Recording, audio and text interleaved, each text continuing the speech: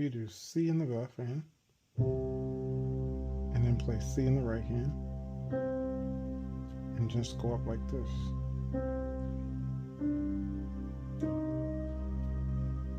And then bring your left hand down to B flat, and then do D.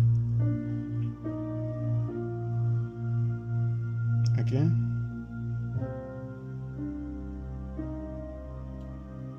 Down to B flat. Now watch this, bring your left hand down to A flat.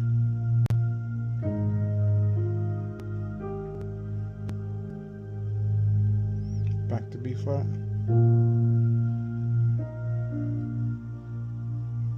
And then C.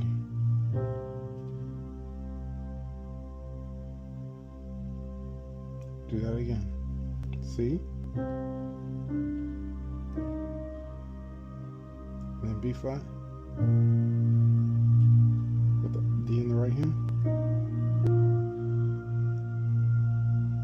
And then A flat.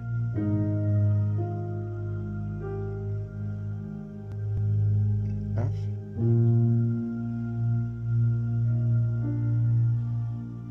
And back to C. And that's it.